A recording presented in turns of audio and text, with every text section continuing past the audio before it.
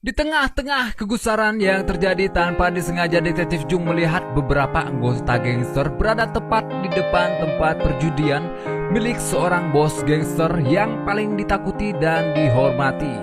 Entah apa yang membawa Detektif Jung berniat untuk mendatangi tempat tersebut, dan ketika dia masuk, dia pun dicegat dan diberi uang suap perangsang hasrat.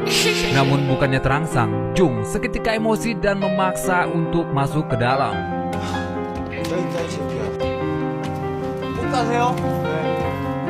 Sementara itu di sisi lain kita akan melihat aktor hebat bernama Ma Dong-suk atau yang biasa disebut Don Lee yang pada film ini berperan sebagai Dong-su.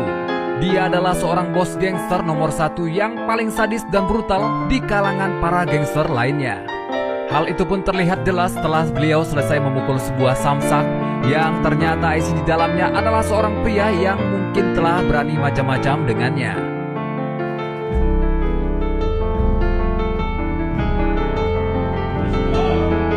Tak lama kemudian Dong-su pun menerima informasi bahwa salah satu dari anak buahnya ditangkap oleh Detektif Jung, di mana Dong-su yang merasa tak ingin bisnis gelapnya dicampuri oleh petugas kepolisian.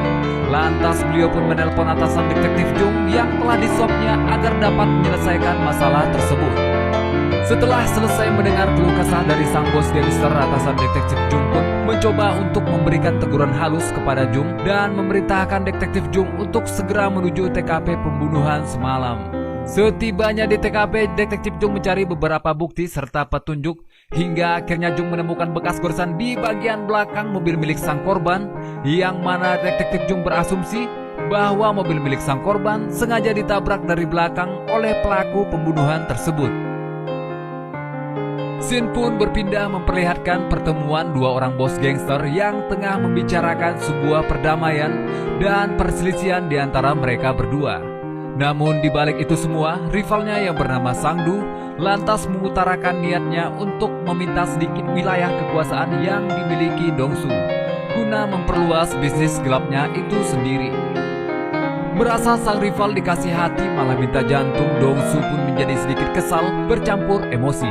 Disusul dengan ajudan Dong-su yang tiba-tiba memotong pembicaraan Sang-du, yang mana itu membuat suasana malah semakin memanas sehingga menimbulkan ketegangan di antara para ajudan. Dirasa para ajudan tak memiliki etika saat para bos gangster sedang berbicara, Dong-su dengan wibawanya memukul wajah ajudannya sendiri, dilanjutkan dengan mematahkan gigi dari ajudan Sang-du, lalu meletakkan giginya itu ke dalam sebuah gelas untuk kemudian menyuruh Sang-du meminumnya.